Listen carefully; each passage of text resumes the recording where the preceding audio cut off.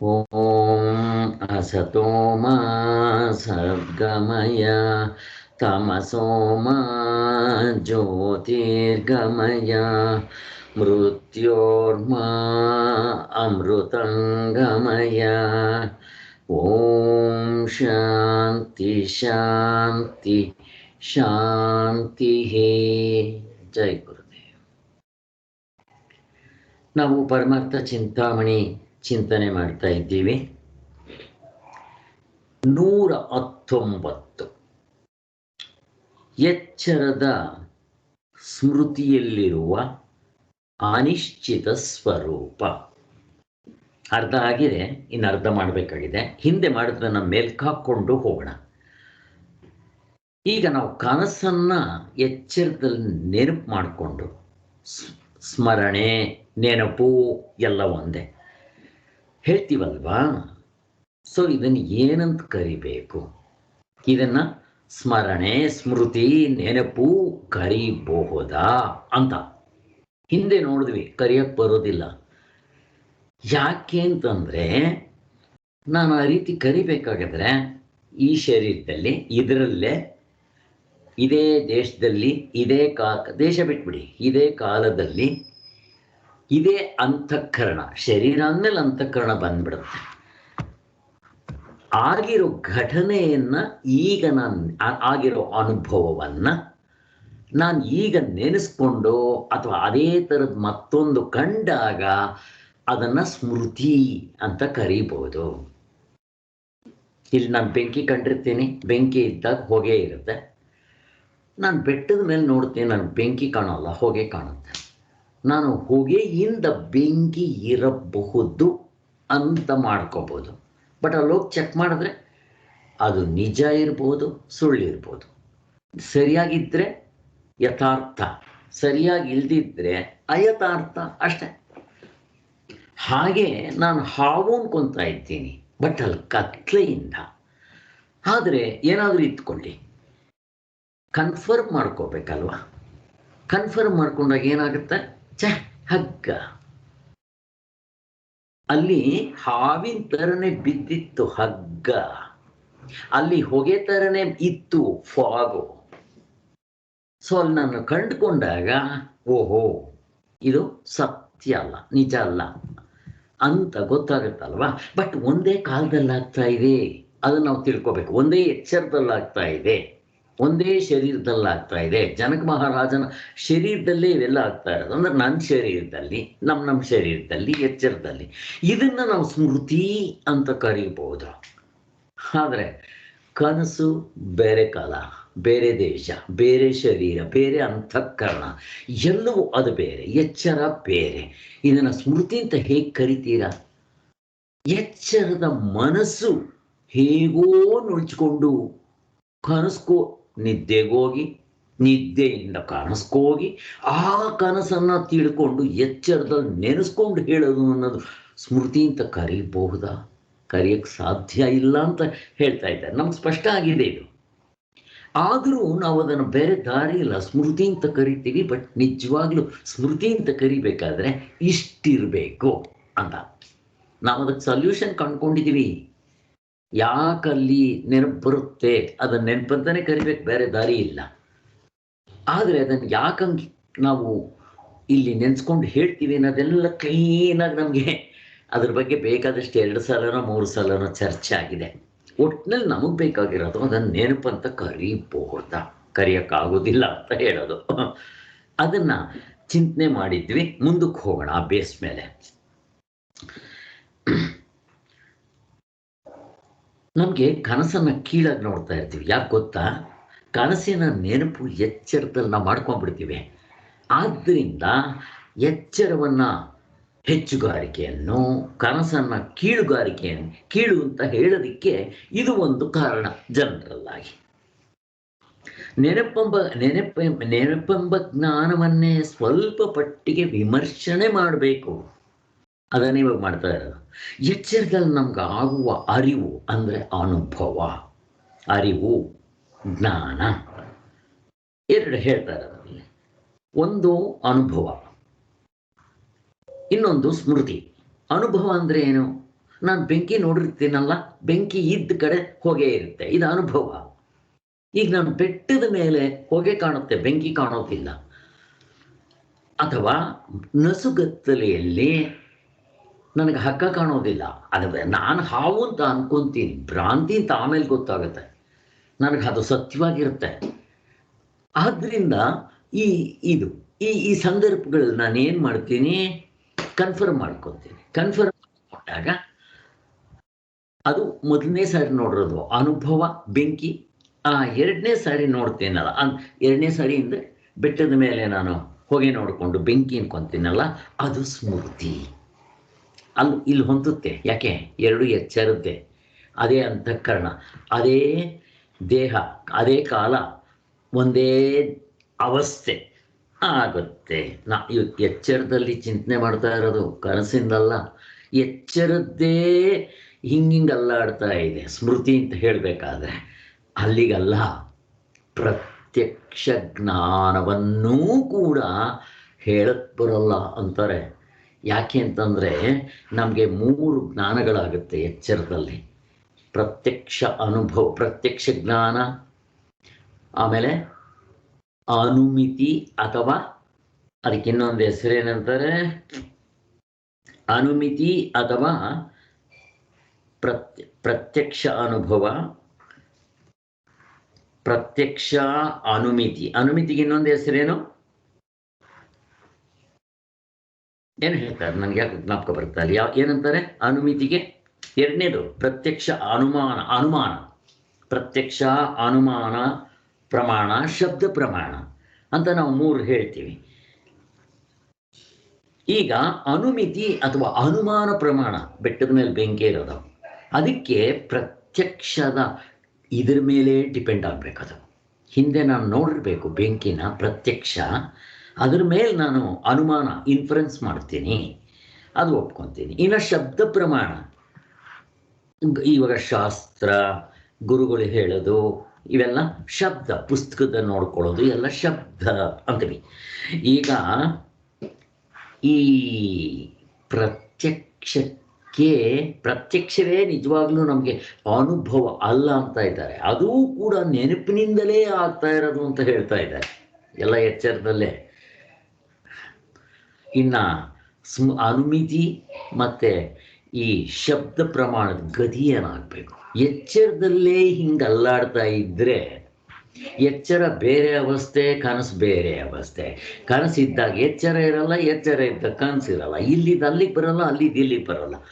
ಅದಕ್ಕೂ ಇದಕ್ಕೂ ಕನೆಕ್ಷನ್ ಕೊಟ್ಕೊಂಡು ಅಲ್ಲಿ ಆಗಿದ್ದನ್ನು ಇಲ್ಲಿ ನೆನೆಸ್ಕೊಂಡು ಹೇಳ್ತೀನಿ ಅಂದರೆ ಯಾವ ಸಂಬಂಧ ಇದೆಯಪ್ಪ ಅಂತ ಪ್ರಶ್ನೆ ನಾವೇ ಹಾಕ್ಕೋಬೇಕು. ಇದಕ್ಕೆ ಉತ್ತರ ಬರುತ್ತೆ ಇವಾಗ. ಅದಕ್ಕೋಸ್ಕರ ಚೆನ್ನಾಗಿ ಮೆಲ್ಕು ಹಾಕ್ಬೇಕಿದು. ಅಲ್ಲಿಗೆ ಎಚ್ಚರದಲ್ಲಿ ನಮ್ಗಾಗೋ ಅನುಭವವನ್ನು, ಅನುಭವ ಅಂತ ಒಂದು, ಸ್ಮೃತಿ, ಜ್ಞಾನ, ಅನುಭವ, ಇವನ್ನ 2 ರೂಪಗಳಲ್ಲಿ ಕಾಣಿಸ್ತಾರೆ. ಇವೆರಡರಲ್ಲಿ ಸ್ಮೃತಿ ಅನ್ನೋದು ಬರೀ ಸಂಸ್ಕಾರದಿಂದ ಹುಟ್ಟತಕ್ಕದ್ದು. ಸ್ಮೃತಿ ಅಂದರೆ ನೆನಪು ಅಲ್ವಾ? ಸಂಸ್ಕಾರ ಅಂದ್ರೆ ಏನು? ಅನುಭವದಿಂದ ಆಗಿರೋ ಸಂಸ್ಕಾರದಿಂದ ಆ ನೆನಪನ್ನ ಗೆಸ್ ಮಾಡಬೇಕು. ಹಾಗೆ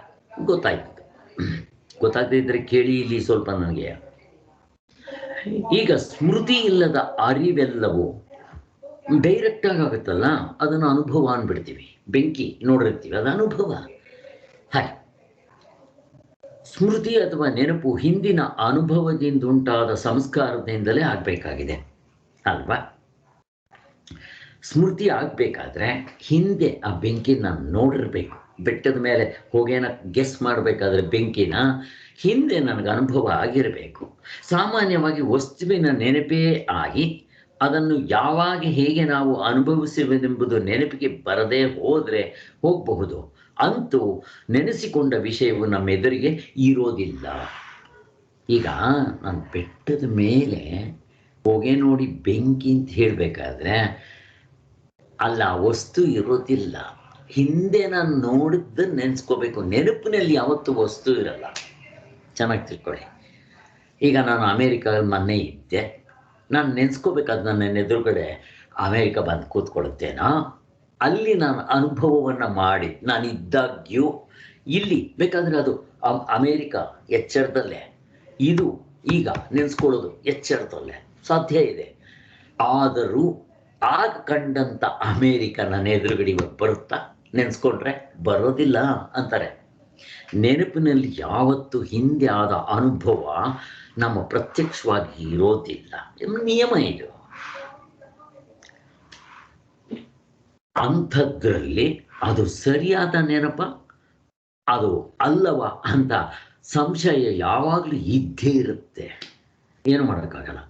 ಆದ್ದರಿಂದಲೇ ನಾವು ಈ ಸ್ಮೃತಿ ಅಥವಾ ನೆನಪನ್ನ ಯಥಾರ್ಥ ಅಯಥಾರ್ಥ, ಯಥಾರ್ಥ ಅಂದರೆ ಸರೋಗ್ಬೋದು, ಅಯಥಾರ್ಥ ತಪ್ಪಾಗ್ಬೋದು. ನಾನು ಊಹಿಸ್ತೀನಿ ಬೆಟ್ಟದ ಮೇಲೆ ಬೆಂಕಿ ಅಂತ, ಅದು ಅಕಸ್ಮಾತ್ ಬೆಂಕಿ ಇದ್ರೂ ಇರ್ಬೋದು, ನಾನು ಹೋಗಲ್ಲಿ ಕನ್ಫರ್ಮ್ ಮಾಡ್ಕೊತೀನಿ. ಅಥವಾ ಫಾಗ್ ಅಂತ ಗೊತ್ತಾದಾಗ ಬೆಂಕಿ ಇಲ್ಲ, ಅದು ಫಾಗ್ ಹೊಗೆ ಥರ ಅಂತೆ ಕಾಣ್ತಾ ಇತ್ತು ಅಂತ ಅದು ಅಯಥಾರ್ಥ. ಇಷ್ಟಂತೂ ನಮಗೆ ಅರ್ಥ ಆಗಿದೆ. ಹಂಗೆ ವಿಂಗಡಿಸ್ಕೊತಾ ಇರ್ತೀವಿ ನಾವು.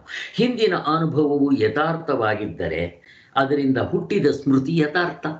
ಅದೇನಾದರೂ ಹೊಂದ್ಕೊಂಡ್ಬಿಟ್ರೆ ನೋಡು ಅನುಭವ ಕರೆಕ್ಟು, ನಾನು ಅನ್ಕೊಂಡಿದ್ದಿತ್ತು ಯಥಾರ್ಥ. ಆಗದೆ ಇದ್ದರೆ ಅಯಥಾರ್ಥ.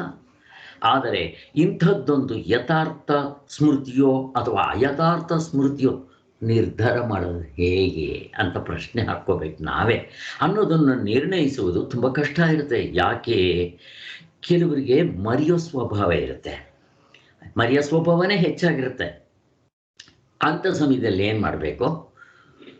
ನಾವು ಬರವಣಿಗೆ ತಗೋಬೇಕು, ಅಥವಾ ನಮ್ಮ ಜೊತೆಲಿ ಯಾರಾದರೂ ಇದ್ದರೆ ಅವ್ರನ್ನ ಪಕ್ಕದಲ್ಲಿ ಕೇಳಬೇಕು. ಉದಾಹರಣೆಗೆ ನಾನು ಸಾಲ ಕೊಟ್ಟಿರ್ತೀನಿ, 6 ತಿಂಗಳಾಗ್ಬಿಟ್ಟಿರುತ್ತೆ, ನನಗೆ ನೆನಪಿಲ್ದಿರ್ಬೋದು, ಬಟ್ ನಾನು ಬರ್ಕೊಂಡಿರ್ತೀನಿ. ಬರೆದಿರೋ ಬರವಣಿಗೆ ತೆಗಿಬೇಕು.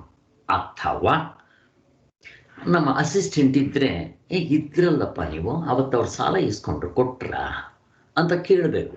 ಎರಡೂ ಮಾಡ್ಕೋಬೋದು ನಾವು. ಹಂಗೆ ಮಾಡ್ತೀವಿ ಅಲ್ವಾ? ಇದು ಆಗ್ತಾ ಇರುತ್ತೆ. ನಾವು ಜನರಲ್ ಆಗಿ ಮಾಡ್ಕೊಳ್ಳೋದು ಎಲ್ಲ ಎಚ್ಚರದಲ್ಲೇ. ಕನಸಲ್ಲ, ಕನಸಿನ ತಗೊಂಡು ಇಲ್ಲಿ ಲೆಕ್ಕ ತಗೊಳಕ್ ಬರಲ್ಲ. ಇರ್ಲಿ, ಎಲ್ಲ ಎಚ್ಚರದ್ದೇ ಮಾತಾಡ್ತಾ ಇರೋದು ನಾವು. ಇಷ್ಟು ಪ್ರಾಬ್ಲಮ್ಸ್ ಇರುತ್ತೆ ಅಂತ ಹೇಳ್ತಾ ಇದ್ದಾರೆ ಅವರು.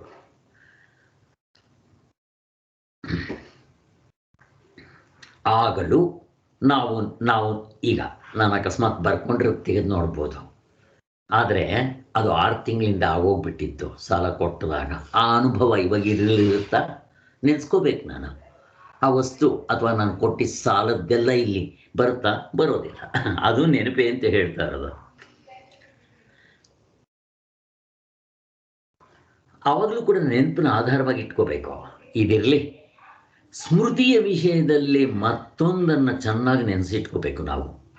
ಯಾವ ಸ್ಮೃತಿ ಅಥವಾ ನೆನಪೇ ಆಗಲಿ, ಆ ಹಿಂದಿನ ಅನುಭವದ ವಸ್ತುವನ್ನು ನಾವು ಇಲ್ಲಿ ನಮ್ಮ ಎದುರುಗಡೆ ತಂದಿಟ್ಕೊಳ್ಳೋಕೆ ಬರೋಲ್ಲ. ಅದು ರೂಲ್ಸ್. ಅದು ಚೆನ್ನಾಗಿ ನೆನಪಿಟ್ಕೋಬೇಕು. ಅದೇ ಇದು ಎಂಬ ರೀತಿಯಲ್ಲಿ ನಿಶ್ಚಯ ರೂಪವಾಗಿ ಅನುಭವ ಮಾಡಿಕೊಳ್ಳೋದಕ್ಕೆ ಆಗೋದಿಲ್ಲ. ಇದಕ್ಕೆ ಪ್ರತ್ಯಭಿಜ್ಞ ಅಂತ ಹೆಸರು. ಪ್ರತ್ಯಭಿಜ್ಞ ಅಂದರೆ ಏನು ಅಂದರೆ ನೆನಪಿಂದ ಇದು ಇನ್ನೊಂದು ರೀತಿ ಅಷ್ಟೇ. ಪ್ರತ್ಯಭಿಜ್ಞ ಅಂತ ನಿಮ್ಗೆ ಆ ಉದಾಹರಣೆ ಕೊಟ್ಟಿದ್ದೆ, ನೆನೆಸ್ಕೊಡ್ರಿ. ಕುಲಕರ್ಣಿ ಸ್ವಾಮಿಗಳು ಪ್ರವಚನ ಮಾಡ್ತಾ ಇದ್ರು. ಆವಾಗ ಅಲ್ಲಿ ಯಾರೋ ಒಬ್ರು ಕೂತಿದ್ದವರು ಬಂದರು ಮಾತಾಡೋದಕ್ಕೆ. మీరు ఆ రామచంద్రరావు గారు కదా, నేను ఆంధ్రలో వచ్చినప్పుడు చూశారు కదా మీరు ಅಂತಂದ್ರಂತೆ. ಅವರು అవును మీరు ಜ್ಞಾಪಕ ಬಾగా పెట్టుకున్నారు, వాళ్లే నేను ಅಂತ ಹೇಳ್ತಾರಂತೆ.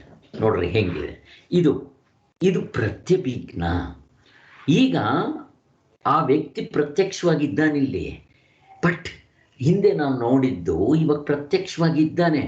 ಆದರೂ ನಾನು ಹಿಂದೆ ನೋಡಿದ್ದನ್ನು ನೆನಪು ತಂದು ಕನ್ಫರ್ಮ್ ಮಾಡ್ಕೋಬೇಕಿಲ್ಲಿ. ನನಗೆ ಡೌಟು. ಈಗ ಡೆಫಿನೆಟ್ ಆಗಿದ್ದರೆ, ಇವಾಗ ನನ್ನ ಮಗನ್ನ ಅಮೇರಿಕಾದಲ್ಲಿ ನೋಡ್ತೀನಿ, ನೋಡಿದ ತಕ್ಷಣ ನೀವು ನಾ ಕೊಡ್ಕೆ ಕದಾ ಕೀರ್ತಿ ಅಂತ ಕೇಳ್ತೀವ? ಇಲ್ಲ. ಹಾಗೆ ಬಟ್ ಅಲ್ಲಿ ಯಾವಾಗಲೂ ಒಂದು ಸರಿ ನೋಡಿರ್ತೀವಿ, ನೆನಪಿರಲ್ಲ. ಅದರಿಂದ ಈಗ ನಾನು ದಿವ್ಯಾ ಅವ್ರನ್ನ ಒಂದೇ ಸಾರಿ ನೋಡಿರೋದು, ನೀವು ಅದು ನೋಡಿಲ್ಲ ಪಾಪ. ಈಗ ನೋಡಿದ್ರು ಅಕಸ್ಮಾತ್ ನನಗೆ ನೆನಪು ಬಂದುಬಿಡ್ಬೋದು. 3 ಹೊತ್ತು ನಾನು ದಿವ್ಯಾ ಅವ್ರನ್ನ ಇಲ್ಲಿ ನೋಡ್ತಾ ಇರ್ತೀವಿ, ಮಾಡ್ತಾ ಇರ್ತೀವಿ. ಯಾವಾಗಲೂ ಒಂದು ಸಾರಿ ನೋಡಿ, ಕೆಲವು ವರ್ಷಗಳು ಆಗಿಬಿಟ್ರೆ, ಎಸ್ಪೆಷಲಿ ನಾನಂತೂ ಮರ್ತೋಗ್ತೀನಿ, ಹಂಗಿರುತ್ತೆ, ಹಾಗಾಗತ್ತೆ. ಇರಲಿ, ಅದಕ್ಕೆ ಪ್ರತ್ಯಭಿಜ್ಞ ಅಂತ ಹೆಸರು ಹೇಳ್ತಾರೆ. ಇರಲಿ, ಅದು ನೆನಪಿಂದ ಸಂಬಂಧಪಟ್ಟಿರೋದು, ಅದಕ್ಕೆ ಪ್ರತ್ಯಭಿಜ್ಞ. ಇಂಥ ಸಂದರ್ಭದಲ್ಲಿ ಕನ್ಫರ್ಮ್ ಮಾಡ್ಕೊಂಡಾಗ ಅಲ್ಲೇ ಗೊತ್ತಾಗ್ಬಿಡುತ್ತೆ. ವ್ಯವಹಾರಕ್ಕೆ ಈ ಪ್ರತ್ಯಭಿಜ್ಞ ಆಗಲಿ ಅಥವಾ ನಾವು ಸ್ಮೃತಿ ನೆನಪು ಅಂತ ಕರಿತೀವಲ್ಲ, ಆರ್ಡಿನರಿದು, ಅದಾಗಲಿ ನಮಗೆ ಉಪಯೋಗ ಬರ್ತಾ ಇರುತ್ತೆ, ಅದ್ರ ಬಗ್ಗೆ ಸಂಶಯ ಇಲ್ಲ. ಆದರೆ ಇದು ಹೇಳುವುದೆಲ್ಲೋ ಇದರಿಂದ ನಾವು ಪರಮಾರ್ಥನ ಹುಡ್ಕಕ್ಕೆ ಬರೋಲ್ಲ ಅಂತ ಹೇಳ್ತಾ ಇದ್ದಾರೆ. ಅಷ್ಟೇ ಬೇಕಾಗಿರುತ್ತೆ. ನಮ್ಮ ನಿಜವಾದ ಸ್ವರೂಪ ಪರಮಾರ್ಥ, ಅದನ್ನು ಇವುಗಳಿಂದ ಹುಡ್ಕಕ್ಕಾಗುವುದಿಲ್ಲ ಅಂತಾರೆ. ಯಾಕೆ?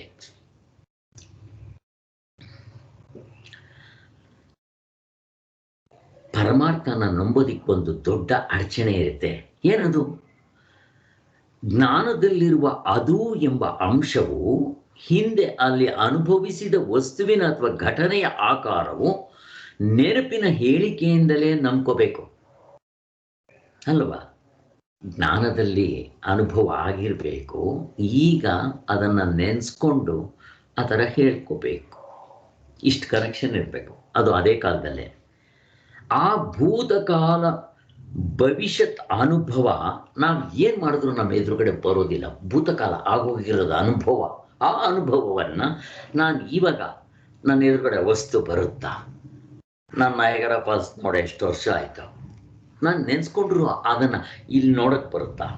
ಅಥವಾ ನಾನು ನಯಾಗರ ಫಾಲ್ಸ್ಗೆ ಹೋಗ್ತೀನಿ ಅಂತ ಇಟ್ಕೊಳ್ರಿ, ಎದುರುಗಡೆನೇ ನಿಂತ್ಕೊಂಡಿರ್ತೀನಿ, ಫಸ್ಟ್ ನೋಡಿದ್ದು ಬೇರೆ ಅನುಭವ, ಈಗ ಅದು ಅನುಭವ ಅಂತ ಕರೆದ್ರು ಆ ಅನುಭವ ಈಗ ಬರೋಕ್ಕೆ ಸಾಧ್ಯ ಇಲ್ಲ. ಅಲ್ಲಿ ಎಷ್ಟು ಬದಲಾವಣೆ ಆಗ್ಬಿಟ್ಟಿರ್ತಾವೆ. ನಾನು ನೋಡಿ ಎಷ್ಟು ವರ್ಷ ಆಯಿತು, ಇವಾಗ ಅದೆಷ್ಟು ಚೇಂಜ್ ಮಾಡಿಬಿಟ್ಟಿರ್ತಾರೆ ಯಾರು ಗೊತ್ತು. ಅದರಿಂದ ಹಾಗೆ ಅಂತ ಹೇಳ್ತಾ ಇದ್ದಾರೆ. ಒಟ್ಟಿನಲ್ಲಿ ಅದು ಹಿಂದೆ ನೋಡಿದ್ದೇ ಈಗ ಇರೋಕ್ಕೆ ಸಾಧ್ಯ ಇಲ್ಲ. ಈಗ ಬೆಂಗಳೂರೇ ತಗೊಳ್ಳಿ, 1950ನೇ ಇಸ್ನಲ್ಲಿ ಅಶೋಕ ಪಿಲ್ಲರ್ಗೆ ಯಾರೋ ಫೋಟೋಗಳು ಹಾಕಿದ್ರು, ಹಳ್ಳಿ ಇದ್ದಂಗಿತ್ತದು. ಈಗ ಹಂಗಿದೆಯಾ? ಅದೇ ಇದು ಅಂತ ಹೇಳಕ್ ಬರುತ್ತಾ? 50ನೇ ವರ್ಷದಲ್ಲಿ ನೋಡಿದವ್ರು ಅಕಸ್ಮಾತ್ ಇದ್ದರೆ ನೋಡಿ ಸೇಮ್ ಸೆರೆ ಎಷ್ಟು ಬದಲಾವಣೆ ಆಗ್ಬಿಟ್ಟಿದೆ ಅಂತ ಹೇಳ್ತಾ ಇರೋದು. ಸ್ಮೃತಿಯಲ್ಲಿ ಈ ಬಗೆಯ ಕಳಂಕ ಇದ್ದೇ ಇರುತ್ತೆ. ಶಾಸ್ತ್ರಜ್ಞರು ಇದನ್ನು ವ್ಯವಹಾರಕ್ಕೆ ಅಂಗ ಅಂತ ಒಪ್ಪಿದ್ರು. ವ್ಯವಹಾರ ಮಾಡಬೇಕಾದ್ರೆ ಆಗಲಿ ಸಾಕಿದ್ರು, ನಡೆಯುತ್ತೆ. ಯಾವುದು? ಪ್ರತ್ಯಕ್ಷ ಪ್ರಮಾಣ, ಅನುಮಾನ ಪ್ರಮಾಣ, ಶಬ್ದ ಪ್ರಮಾಣ ನಡೆಯುತ್ತೆ.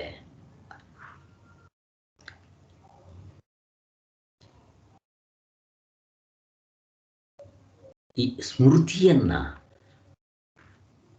ಈ ಬಗೆಯ ಕಲಂಕ ಇರೋದ್ರಿಂದ ಶಾಸ್ತ್ರಜ್ಞರು ಇದನ್ನ ವ್ಯವಹಾರಕ್ಕೆ ಅಂಗ ಅಂತ ಉಪಯೋಗಿಸ್ಕೊಂಡ್ರು, ಇದನ್ನ ಪ್ರಮಾಣ ಕೋಟಿಯಲ್ಲಿ ಸೇರ್ಸಕ್ ಬರೋಲ್ಲ ಅಂತ ಹೇಳ್ತಾ ಇದ್ದಾರೆ.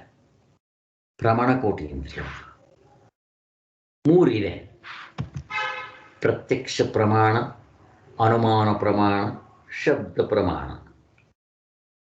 ಪ್ರತ್ಯಕ್ಷ ಪ್ರಮಾಣಕ್ಕೆ ಇವೆರಡನ್ನು ಹೋಲಿಸಿದ್ರೆ ಹೊಂದುತ್ತಾ? ಇದು ಯಾವತ್ತು ಕೀಳೆ.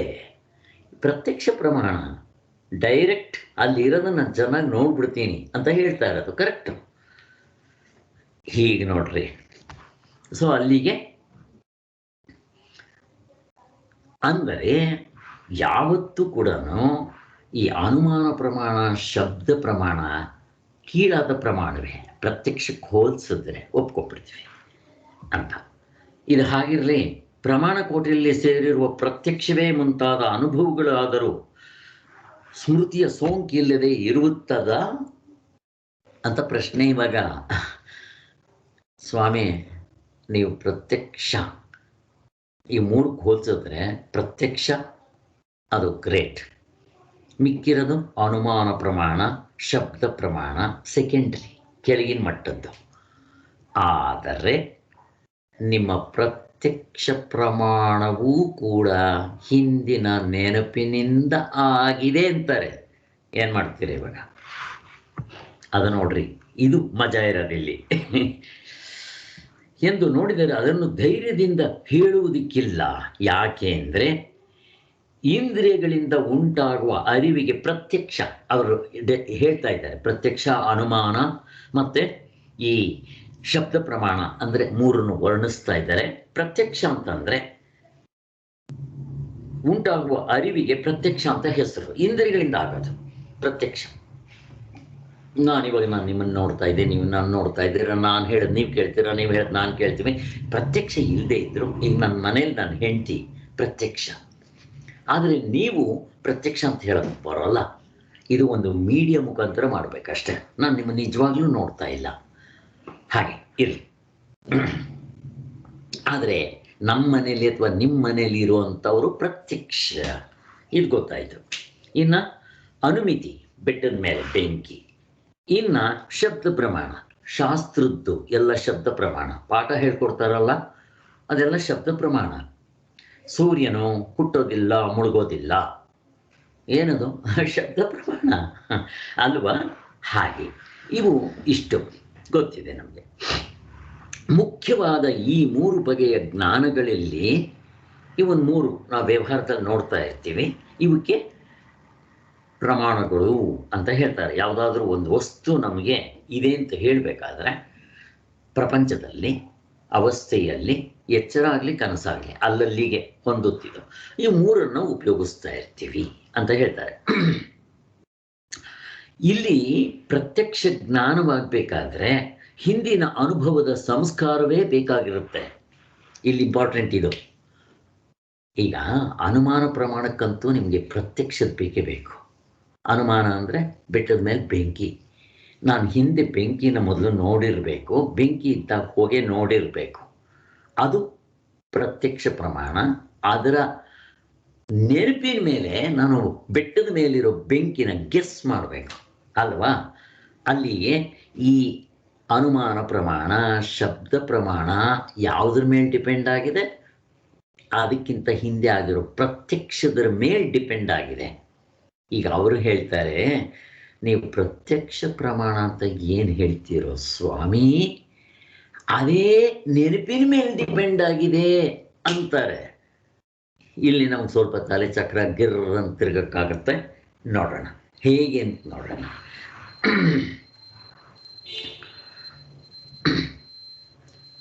ಉದಾಹರಣೆಗೆ ಹೇಗಪ್ಪ ಇದು? ಅಲ್ಲ ಸ್ವಾಮಿ, ಈಗ ಉದಾಹರಣೆಗೆ ನಾನೊಂದು ಬಂಡೆ ನೋಡ್ತೀನಿ, ಕಲ್ಲು ನೋಡ್ತೀನಿ, ಕಲ್ಲು ಅಂತೀನಿ, ಕಣ್ಣೆದುರುಗಡೆನೇ ಇದೆ, ನಾವೆಲ್ಲ ನಿಂತ್ಕೊಳ್ಳೋಣ, ಕಲ್ಲು ಅಂತ ನೋಡ್ತೀವಿ, ಮರ ಅಂತ ನೋಡ್ತೀವಿ, ಪ್ರತ್ಯಕ್ಷ ಅಲ್ವಾ ಸ್ವಾಮಿ ಅಂತ ಕೇಳ್ತೀನಿ. ಇದನ್ನ ಅನುಮಾನ ಅಂತ ಹೆಂಗೆ ಹೇಳ್ತೀರಾ ಅಂದರೆ, ಶಾಸ್ತ್ರ ಹೇಳುತ್ತೆ, ಅಪ್ಪ ಚಿಕ್ಕವನಿದ್ದಾಗ ನಿಮ್ಮ ತಾಯಿ ಪುಸ್ತಕ ತೋರಿಸಿ ಬೆಟ್ಟ ತೋರಿಸಿದ್ರು. ಇದು ಬೆಟ್ಟ, ಇದು ಮರ, ಇದು ಕತ್ತೆ, ಇದು ನಾಯಿ ಎಲ್ಲ ತೋರಿಸಿದ್ರು. ಈ ಶರೀರ ಇದ್ರೂ ಕೂಡ ಅಲ್ಲಿಯ ಚಿತ್ರದಲ್ಲಿ ತೋರಿಸ್ತಾರವರು. ಕಣ್ಣಂದ್ರೆ ಹಿಂಗಿರುತ್ತೆ, ಇಲ್ಲಿ ಕಿವಿ ಹಿಂಗಿರುತ್ತೆ, ಕೈ ಇದು, ಕಾಲಿದು, ಟ್ರ್ಯಾಕ್ಟ್ರ್ ಹಿಂಗೆ, ಹಂಗೆಲ್ಲ ಕಾರಿದು ಎಲ್ಲ ಹೇಳ್ತಾರೆ, ಮನೆ ಇದು ಎಲ್ಲ ತೋರಿಸ್ತಾರಲ್ಲಿ, ನಾಯಿ ಇದು, ಕತ್ತೆ ಇದು. ಅದಕ್ಕೆ ABCD ಹೇಳಿದ ತಕ್ಷಣ A for rat, B for bat, C for cat, D for donkey. ಇಂಗ್ಲೀಷ್ಗೂ ಕನ್ನಡಕ್ಕೂ ಇಷ್ಟೇ ವ್ಯತ್ಯಾಸ ಸ್ವಾಮಿ. ಇಂಗ್ಲೀಷ್ ಹಿಂಗೆ ಹೇಳ್ಕೊಡುತ್ತೆ, ನಮ್ಮ ಅಕ್ಷರಗಳು ಹೆಂಗೆ ಹೇಳ್ಕೊಡುತ್ತೆ? ಅವು ಏನೇ 26 ಅ ಆ ಇ ಈ ಅ ಅಂದರೆ ಆ ಅಂತ ಹೇಳ್ಬಿಟ್ಟು ಅಮ್ಮ ಎಂಬುದೇ ಕನ್ನಡ ಕಂದನ ಕರೆಯೋಲೆ, ಆ ಈ ಕನ್ನಡದ ಅಕ್ಷರಮಾಲೆ. ಅಮ್ಮ ಎಂಬುದೇ ಕನ್ನಡ ಕಂದನ ಕರೆಯೋಲೆ, ಇ ಈ ಉ ಊ ಉಪ್ಪು ತಿಂದ ಮನೆಗೆ 2 ಬಗೆಯ ಬೇಡ, ಊರಿಗೆ ದ್ರೋಹ ಮಾಡಿ ಬದುಕಲನಿಸಬೇಡ. ನಮ್ದ್ರಲ್ಲಿ ಎಷ್ಟು ಚೆನ್ನಾಗಿದೆ ನೋಡ್ರಿ. ಅಲ್ಲಿ ಹೇಳುವಾಗ ನೀತಿ ಇರುತ್ತಲ್ಲಿ. ಗುಟ್ಟೊಂದು ಹೇಳುವೆ ಪುಟಾಣಿ ಮಕ್ಕಳೇ, ಕೊಟ್ಟಿದ್ದು ತನಗೆ ಬಚ್ಚಿಟ್ಟಿದ್ದು ಪರರಿಗೆ. ಗುಟ್ಟೊಂದು ಹೇಳುವೆ ಪುಟಾಣಿ ಮಕ್ಕಳೇ, ಅಣವು ಹೇಳಿದಂತೆ ನೀನೆಂದು ಕೇಳಬೇಡ, ದಾಸನಾಗಿ ಅದಕ್ಕೆ ನೀನೆಂದು ದುಡಿಯಬೇಡ. ಎಷ್ಟು ಚೆನ್ನಾಗಿದೆ ನೋಡ್ರಿ ನಮ್ದು ಭಾಷೆ. ನನ್ನ ಮೊಮ್ಮಕ್ಕಳಿಗೆ ಇಂಥ ಹಾಡು ಹಾಡ್ತಾ ಇರ್ತೇನೆ, ನಾನು ಅಲ್ಲಿ ಹೋದ್ರೆ ಸಾಕು ಇದೇ ಹಾಡುಗಳು ಆಡೋದು. ಎಷ್ಟು ಚೆನ್ನಾಗಿರುತ್ತೆ ನೋಡ್ರಿ. ಸತ್ಯವೇ ನಮ್ಮ ತಾಯಿ ತಂದೆ, ಸತ್ಯವೇ ನಮ್ಮ ಬಂಧು ಬಳಗ, ಸತ್ಯವ ಆಡದಿದ್ದರೆ ಮೆಚ್ಚನ ಪರಮಾತ್ಮನು. ನಮ್ಮಲ್ಲಿ ಎಲ್ಲ ಎಷ್ಟು ನೀತಿ ಕಥೆಗಳಿರುತ್ತೆ ಹಾಡುಗಳಲ್ಲಿ ಎಲ್ಲ. ಏನೋ ಸುಮ್ಮನೆ ಹಂಗೆ ಅನ್ನಿಸ್ತು ಹೇಳಿದೆ. ಇಲ್ಲಿ ಬರೋಣ. ಅಲ್ಲಿಗೆ ನನಗೆ ಪ್ರತ್ಯಕ್ಷ ಜ್ಞಾನವೂ ಕೂಡ ಸ್ಮೃತಿ ಮೇಲೆ ಡಿಪೆಂಡ್ ಆಗಿದೆ ಅಂತ ಆಯಿತು. ಈಗ ನಾನು ಅದನ್ನ ನೆನೆಸ್ಕೋಬೇಕು. ಅಮ್ಮ ತೋರಿಸಿರ್ತಾಳೆ ಚಿಕ್ಕ ವಯಸ್ಸಿನಲ್ಲಿ ನನಗೆ, ಅದು ಅಲ್ಲಿಂದ ಇದನ್ನ ಮತ್ತೆ ನೆನಪಿ ಆಗುತ್ತಲ್ವಾ ಅಂತ ಹೇಳಿದವರು. ಹಾಗಾದ್ರೆ ಪ್ರತ್ಯಕ್ಷವಾದ ಯಾವುದು ಆಗಕ್ಕೆ ಸಾಧ್ಯ? ಪ್ರತ್ಯಕ್ಷ ಪ್ರಮಾಣ ಯಾವುದು? ನನ್ನ ನಿಜ ಸ್ವರೂಪ. ನೇರಾದ ಅನುಭವ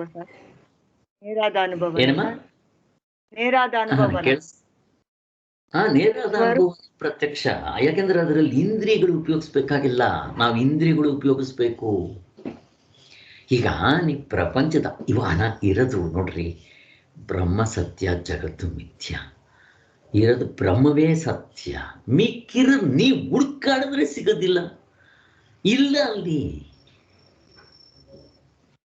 ಈಗ ನನಗೆ ಪ್ರಪಂಚ ಬ್ರಹ್ಮ ಒಂದು ಬಿಟ್ಟು ಮಿಕ್ಕಿರೋದು ಯಾವುದಾದ್ರೂ ತೋರಿಸ್ರಿ ನೋಡೋಣ. ಇರೋದಕ್ಕೆ ಯುಕ್ತಿ ಇಲ್ಲ.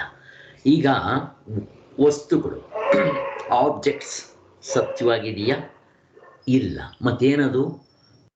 ಇಲ್ಲ ಅಲ್ಲಿ. ಹುಸಿ ತೋರಿಕೆ ಅಲ್ಲ, ಆಗಮಪಾಯಿಗಳಲ್ಲ, ಹುಸಿ ತೋರಿಕೆ ಅಲ್ಲ, ಅದು ಇಲ್ಲವೇ ಇಲ್ಲ ಅಂತ ಹೇಳ್ತಾರೆ. ಯಾವುದೋ ವಿಷಯಗಳು.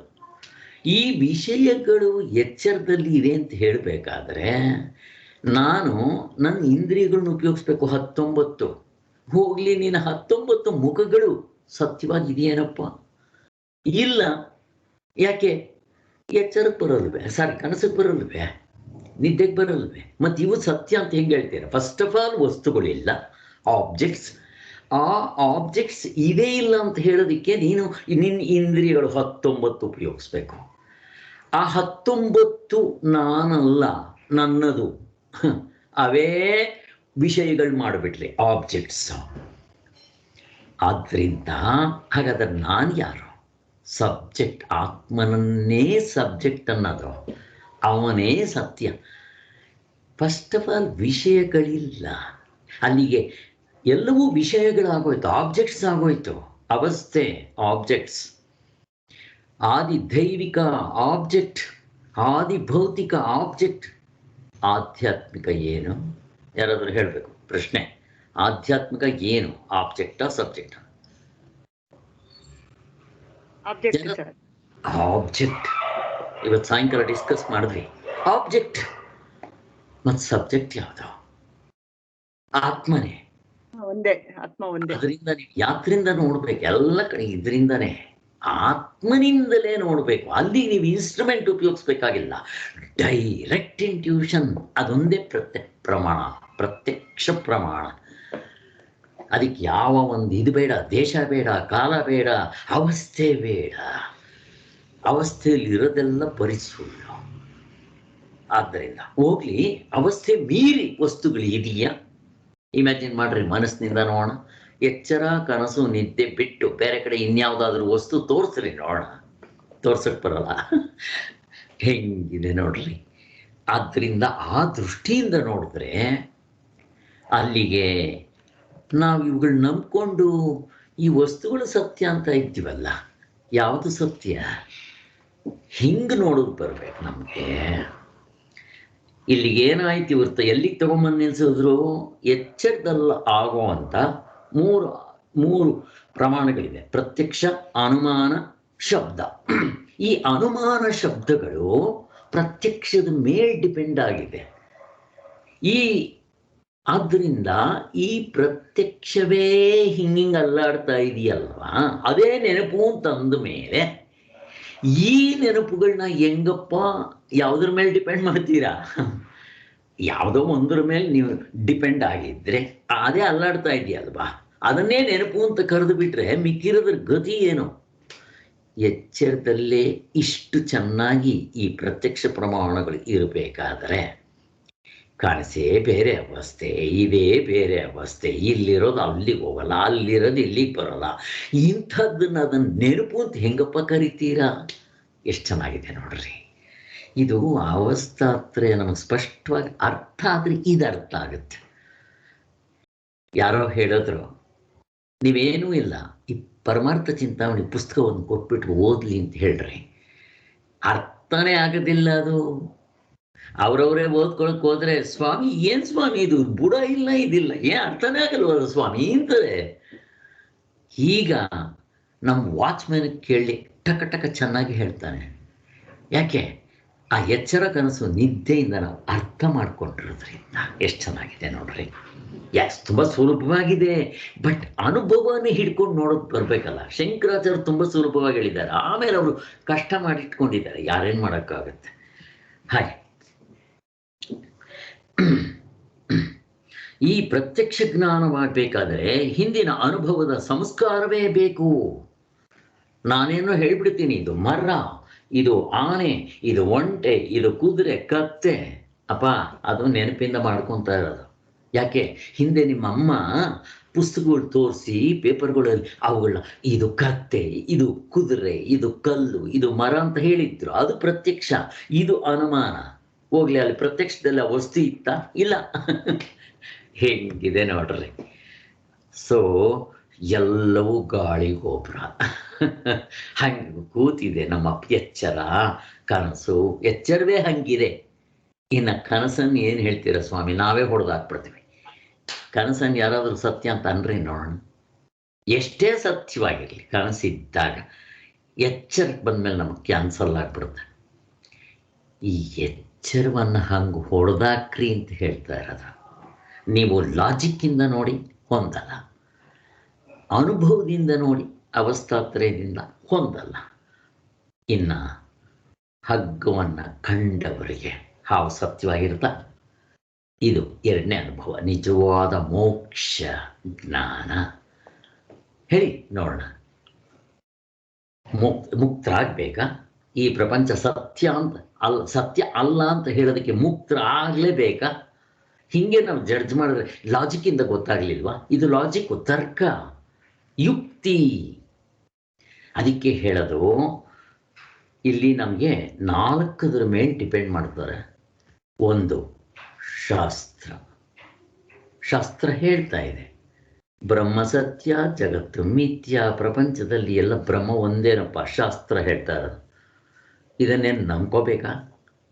ಶಂಕರಾಚಾರ್ಯ ಹೇಳೋದು ಶಾಸ್ತ್ರ ಅಲ್ಲ, ಅದರಪ್ಪ ಹೇಳ್ತು ವೇದ. ವೇದ ಅಲ್ಲ, ಅವರಪ್ಪ ಹೇಳಿದ್ರು. ಯಾರೋ ಬ್ರಹ್ಮದೇವ, ನಂಬಿಡ್ರಿ. ಇಲ್ಲ, ಅವರ ನಿಜವಾದ ದೇವರು ಕೃಷ್ಣ ಭಗವಂತ ಬಂದಿದ್ದೆ ಬಾಯಿಂದ ಹೇಳಿದ್ದಾನೆ ಭಗವದ್ಗೀತೆ, ನಂಬೇಡ್ರಿ.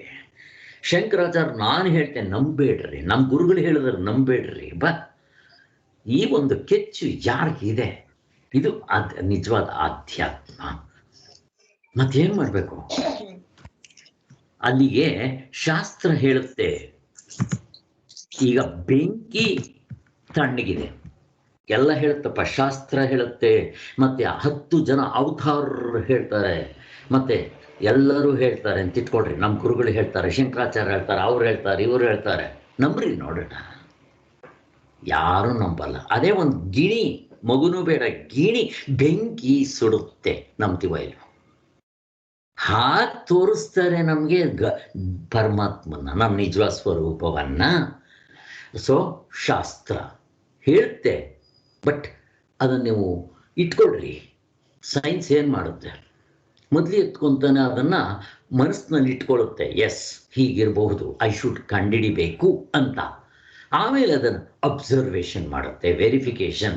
ಸ್ವಾಮಿಗಳು ಒಂದು ಕಡೆ ಹೇಳ್ತಾರೆ, ಈ ಸೈನ್ಸ್ ಅಂಡ್ ಈ ಪಾರಮಾರ್ಥ, ನಾವು ಹೇಳೋ ಪಾರಮಾರ್ಥ 2 ಜೊತೆಯಲ್ಲಿ ಹೋಗುತ್ತೆ. ಜೊತೆಯಲ್ಲಿ ಹೋಗುತ್ತೆ ಅಂದರೆ ಅದು ಹೇಳುತ್ತೆ ಅಂತಲ್ಲ, ಅಲ್ಲಿ ಅವರು ಏನು ಇಟ್ಕೊಂಡು ಪ್ರೂವ್ ಮಾಡ್ತಾರೋ ನಾವು ಹಾಗೆ ಮಾಡ್ತಾ ಇದ್ದೀವಿ. ಅವ್ರು 3 ಇಟ್ಕೊಂಡ್ಬಿಡ್ತಾರೆ, ವೆರಿಫಿಕೇಶನ್, ಅಬ್ಸರ್ವೇಷನ್ ಆಮೇಲೆ ಇನ್ನೊಂದು ಯಾವುದು, ಏನದು 3, ಒಂದು ವೆರಿಫಿಕೇಷನ್ನು, ಎಕ್ಸ್ಪರಿಮೆಂಟೇಷನ್, ವೆರಿಫಿಕೇಷನ್, ಅಬ್ಸರ್ವೇಷನ್. ಹಾಗೆ ನಮ್ಮದು ಹಾಗೆ ಹೋಗ್ತಾ ಇದೆ. ಸೊ ಶಾಸ್ತ್ರ ಹೇಳುತ್ತೆ, ನಂಬೇಡ್ರಿ, ಬಟ್ ಶಾಸ್ತ್ರ ಹೇಳೋದನ್ನು ಓರೆಗಲ್ಲು ತಿಕ್ ನೋಡ್ರಿ ಶಾಸ್ತ್ರ. ಎರಡನೇದು ಲಾಜಿಕ್, ಯುಕ್ತಿಯಿಂದ ಹಾಕಿ ನೋಡ್ರಿ, ಹೊಂದುತ್ತೆ. ಮತ್ತಿನ್ನೊಂದು ಅನುಭವ. ಯಾವ ಅನುಭವ ಹೇಳ್ರಿ? ಇದು ಅನುಭವ ಅಂದ್ರೆ ನಾನು ಹೇಳೋದು ಸಾರ್ವತ್ರಿಕ ಪೂರ್ಣ ಅನುಭವನ ಸರ್. ಸಾರ್ವತ್ರಿಕ ಪೂರ್ಣ ಅನುಭವ. 4ನೇದು ಮುಕ್ತರ ಆದವರು ಹೇಳ್ತಾರೆ, ಇದು ಹಗ್ಗನ್ ಕಂಡವರು.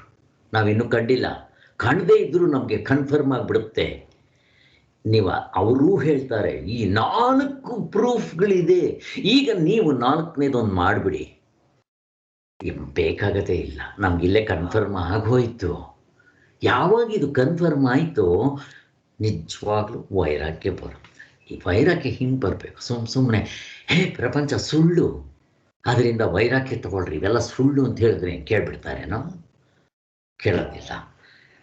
ಅದಕ್ಕೆ ಹೇಳಿದ್ದು ಎಚ್ಚರ, ಕನಸಿನಿಂದ ಎಚ್ಚರಿಕೆ, ಎಚ್ಚರದಿಂದ ಕನಸು ಬಂದಂಗೆ ಮಾಡ್ಕೋಬೇಕು ಅಂತಂದರೆ ಜನಕ ಮಹಾರಾಜ ಅಲ್ಲಿಗೆ ಹೋದ, ಭಿಕ್ಷುಕ ಇಲ್ಲಿಗೆ ಬಂದ, ಹಂಗಲ್ಲ. ಕನಸಿನಲ್ಲಿದ್ದಾಗ ನನಗಷ್ಟು ಸತ್ಯವಾಗಿತ್ತು, ಇಲ್ಲಿಗೆ ಬಂದಿದ್ದ ತಕ್ಷಣ ಅದು ನೀವು ಮಾಡ್ಕೊಳ್ರಿ, ನೋಡೋಣ. ಕನಸನ್ನು ನೀವು ಸತ್ಯ ಅಂತ ಮಾಡ್ಕೊಳ್ರಿ, ಇಲ್ಲಿಗೆ ಬಂದಮೇಲೆ ನೋಡೋಣ. ಸಾಧ್ಯನೇ ಇಲ್ಲ. ಮತ್ತು ಎರಡನ್ನೂ ತೂಕ ಹಾಕಿದ್ಮೇಲೆ ಈಕ್ವಲ್ ಆಗಿದ್ಮೇಲೆ ನಾನು ಎಚ್ಚರಿಕೆ ಯಾಕೆ ಇಂಪಾರ್ಟೆನ್ಸ್ ಕೊಡಬೇಕು? ಎಚ್ಚರ ಕೂಡ ಕನಸೇ. ಮತ್ತು ಕನಸಾದ್ಮೇಲೆ ಇದಕ್ಕೆ ಯಾಕಪ್ಪ ಇಷ್ಟು ಗೋಳಾಡಬೇಕು? ಆ ಹೆಂಡತಿದ ಜ್ಞಾಪಕ ಮಾಡ್ಕೊಳ್ಳಿ. ನಾನು ಹೇಳ್ತಾ ಇದ್ದೀನಿ ಹೀಗೆ ಇರಲಿ. ಇದು ಕೂಡ ಸಂಸ್ಕಾರವೇ, ಅಂದರೆ ನೆನಪೇ. ಪ್ರತ್ಯಕ್ಷ ಪ್ರಮಾಣ ಅಂತ ನೀವೇನು ಹೇಳ್ತೀರೋ ಅದು ಕೂಡ ನೆನಪಿನ ಮೇಲೆ ಡಿಪೆಂಡ್ ಆಗ್ತಾ ಇದೆ ಅಂತ ಹೇಳ್ತಾರೆ. ಪ್ರತ್ಯಕ್ಷ ಜ್ಞಾನ ಕೂಡ ಸ್ಮೃತಿಯ ಸಂಬಂಧವಿರುತ್ತೆ ಅಂತ ಆಯಿತು. ಹೊಗೆಯ ಪ್ರತ್ಯಕ್ಷದಿಂದ ಬೆಂಕಿ ಇದೆ ಅಂತ ನೀವು ಹೇಗೆ, ಮತ್ತು ಶಬ್ದದ ಪ್ರಮಾಣದಿಂದ ಅದರ ಅರ್ಥವನ್ನು ನಿಶ್ಚಯಿಸಿ ಶಬ್ದಜ್ಞಾನ ಇದು ಅಂತ ನೀವು ಹೇಗೆ ಮಾಡಿದ್ರೋ, ಹಾಗೆ ಪ್ರತ್ಯಕ್ಷವೂ ಕೂಡ ಸ್ಮೃತಿಯ ಮೇಲೆ ಡಿಪೆಂಡ್ ಆಗಿದೆ. ಅಂತೂ ನಮ್ಮ ಇಡೀ ವ್ಯವಹಾರವೇ ಸ್ಮೃತಿಯ ಮೇಲೆ ನಿಂತಿದೆ. ಆ ಸ್ಮೃತಿಯ ಬಾಳು ಎಲ್ಲ ಸ್ಮೃತಿನೇ, ಹಿಂದಿನ ಅನುಭವವನ್ನೇ ಆಶ್ರಯಿಸಿರುತ್ತದೆ. ಇಷ್ಟು. ಈಗ ಮುಂದಕ್ಕೆ ಹೋಗೋಣ. ನಿಜವಾಗ್ಲೂ ಹೇಳಬೇಕು ಅಂದರೆ ನಿನ್ನೆ ಇಲ್ಲಿವರೆಗೂ ಮಾಡಿದ್ದಿತ್ತು. ಈ ಮತ್ತೆ ಚಿಂತನೆ ಮಾಡಿದ್ರೆ ನಮ್ಗೆ ಕ್ಲಿಯರ್ ಆಗುತ್ತೆ ಅನ್ನೋದು. ಇವಾಗ ಮುಂದಕ್ಕೆ ಹೋಗೋಣ. ಅಂತೂ ಎಚ್ಚರದಲ್ಲಾಗುವ ಪ್ರತಿಯೊಂದು ಜ್ಞಾನವೂ ಕೂಡ ಸ್ಮೃತಿ ಎಂಬ ಉರುಟು ಮನೆಯ ಮೇಲೆ ಒಂಟಿ ಕಾಲಿನಲ್ಲಿ ನಿಂತು ತಪಸ್ ಮಾಡ್ತಾ ಇದೆ ಅಂತ ಆಯಿತು. ಇನ್ನು ಅದು ಪರಮಾರ್ಥ ನಿರ್ಧಾರಣೆಗೆ ಹೇಗಪ್ಪ ಸಹಾಯ ಮಾಡುತ್ತೆ? ಅದಕ್ಕೆ ಇಂದ್ರಿಯ ಅನುಭವ ನಂಬೇಡ್ರಿ, ವ್ಯವಹಾರಕ್ಕೆ ಇಟ್ಕೊಳ್ರಿ, ಪಾರಮಾರ್ಥಕ್ಕೆ ಆಗೋದಿಲ್ಲ. ವೇದನಾ ಅನುಭವ ನಂಬೇಡ್ರಿ, ಇಟ್ಕೊಬೇಡ್ರಿ, ಕೊಡೋಕ್ಕಾಗಲ್ಲ. ಅದಕ್ಕೋಸ್ಕರನೇ ನೇರಾದ ಅನುಭವ ಇಟ್ಕೊಳ್ಳಿ ಪರಮಾರ್ಥವನ್ನು ನೋಡೋದಕ್ಕೆ ಅಂತ ಹೇಳ್ತಾರೆ. ಜನರು ಸ್ಮೃತಿಯಲ್ಲಿ ಯಥಾರ್ಥ ಅಯಥಾರ್ಥ ಅನ್ನೋ ವ್ಯವಹಾರದಲ್ಲಿ ವಿಂಗಡವನ್ನು ಮಾಡಿಕೊಂಡಿರುವುದು ನಿಜ. ಆದರೂ ಈ 2 ಬಗೆಯ ಸ್ಮೃತಿಗಳಿಗೂ ಆಕಾರದಲ್ಲಿ ಯಾವ ವಿಧವಾದ ತಾರತಮ್ಯ ನಮಗೆ ಕಾಣಿಸೋದಿಲ್ಲ. ಅಂದರೆ ಯಥಾರ್ಥ ಅಯಥಾರ್ಥ ಎಲ್ಲ ಸ್ಮೃತಿ ಮೇಲೆ ಡಿಪೆಂಡ್ ಆಗಿರೋದ್ರಿಂದ 2 ಅದೇ. ಬಟ್ ನಾವು ಅಲ್ಲಿ ಹೋದಾಗ ಕನ್ಫರ್ಮ್ ಮಾಡಿಕೊಂಡಾಗ ಒಂದು ಸತ್ಯವಾಗಿರುತ್ತೆ ಅಥವಾ ಇಲ್ಲದೇ ಇರುತ್ತೆ ಅಷ್ಟೇ. ಅದನ್ನು ಸತ್ಯವಾಗಿದ್ದರೆ ಅದೇ ಇದು ಅಂತ ಹೇಳ್ತೀನಿ. ನನಗದು ಬೆಂಕಿ ಏನಾದರೂ ಇದ್ದರೆ ನಾನೇನು ಅಂದ್ಕೊಂಡೋದು ಕರೆಕ್ಟ್ ಯಥಾರ್ಥ. ಅದು ಬೆಂಕಿ ಅಲ್ಲದೆ ಫಾಗಾಗಿದ್ದರೆ ಅಯಥಾರ್ಥ. ನಾನು ಹಾವು ಅಂದ್ಕೊಂಡೆ, ಟಾರ್ಚ್ ಹಾಕಿ ನೋಡಿದ್ರೆ ಹಗ್ಗ ಅಂತ ಗೊತ್ತಾಯಿತು, ಅದು ಅಯಥಾರ್ಥ. ನಾನು ಅಂದ್ಕೊಂಡಿದ್ದಲ್ಲ, ಅಲ್ಲಿಲ್ಲ ಅಷ್ಟೇ. ಶರೀರ ನಾನು ಅಂತ ಅಂದ್ಕೊಂಡಿದ್ದೀನಿ. ವಿಚಾರ ಮಾಡು, ಕಂಡಿದ್ದೆಲ್ಲ ಸತ್ಯ ಅಲ್ಲ, ವಿಚಾರ ಮಾಡಬೇಕು. ಸೂರ್ಯ ಇಲ್ಲಿಂದ ತಟ್ಟೆಗಾತ್ರ ಇರ್ತಾನೆ, ಅಷ್ಟೇನೇ ಇರೋದು. ವಿಚಾರ ಮಾಡಿದ್ರೆ ಸೂರ್ಯನಿಂದನೇ ಈ ಪ್ರಪಂಚ ಬಂದಿರೋದು. ಆ 9 ಗ್ರಹಗಳು ಸೂರ್ಯನಿಂದ ಬಂದಿರೋದು. ಅದು ಹಿಂಗೆ ತಟ್ಟೆಗಾತ್ರ ಇದ್ರೆ ನಂಬಿಡ್ತೀವ? ಈ ಆಮೇಲೆ ವಿಚಾರ ಮಾಡಿದ್ರೆ ಅರೆ ನಾನು ಎಲ್ಲಿ ಎಷ್ಟೇ ಹೆಂಗೆ ಅನ್ಕೊಂಡ್ಬಿಟ್ಟಿದ್ದೆ. ಈ ವಿಚಾರ ಮಾಡಿದ್ಮೇಲೆ ನಮಗೆ ಬಂದಿದ್ದ ರಿಸಲ್ಟ್ ಎಂಥದ್ದು. ಅದೇ ರೀತಿ ನಾನು ಈ ಶರೀರ ನಾನು ಅನ್ಕೊಂಡ್ಬಿಟ್ಟಿದ್ದೆ. ಆದರೆ ವಿಚಾರ ಮಾಡಿದ್ಮೇಲೆ ಇದು ಅಯಥಾರ್ಥ, ಶರೀರ ನಾನು ಅಲ್ವೇ ಅಲ್ಲ. ಇದಕ್ಕಿಂತ ಪ್ರೂಫ್ ಇನ್ನೇನು ಬೇಕು? ಮತ್ತು ಈ ನಿರ್ಣಯಕ್ಕೆ ನೀವು ಹೇಗಪ್ಪ ಬಂದ್ರಿ? ಪ್ರಶ್ನೆ. ಈ ನಿರ್ಣಯಕ್ಕೆ ನೀವು ಈ ಶರೀರ ನಾನಲ್ಲ ಅದು ಬಿಟ್ಬಿಡ್ರಿ. ಹಗ್ಗ ಹಾವು ಬೆಟ್ಟದ ಮೇಲೆ ಹೋಗೇ ಬಿಟ್ಬಿಡ್ರಿ. ಶರೀರ ನಾನಲ್ಲ, ಆತ್ಮಸ್ವರೂಪವೇ ನನ್ನ ಸ್ವರೂಪ ಅಂತ ಈ ನಿರ್ಣಯಕ್ಕೆ ಯಾತ್ರಿಂದ ಬಂದ್ರಿ? ಹೇಳ್ರಿ, ಆನ್ಸರ್ ಬೇಕು. ಹಲೋ, ಕ್ವಶನ್ ಇನ್ನೊಂದು ಬೇಕು ಸರ್. ಈಗ ಬೆಂಕಿದ್ ಬಿಟ್ಬಿಡಿ, ಬೆಂಕಿದ್ ಬೇಡ. ಮತ್ತು ಅದೇ ರೀತಿ ಈ ಇದರದ್ದು ಹಾವು ಹಗ್ಗದ್ದು ಬಿಟ್ಬಿಡಿ. ಈಗ ನಾನು ಪ್ರಶ್ನೆ ಕೇಳ್ತಾ ಇರೋದು, ಅದು ಹಾಗೆ ಇದೆ, ಬೆಂಕಿ ಥರನೇ ಇದೆ ಇದೂ. ಈಗ ನಾನು ಈ ಶರೀರ ನಾನು ಅಂದ್ಕೊಂಡಿದ್ದೆ.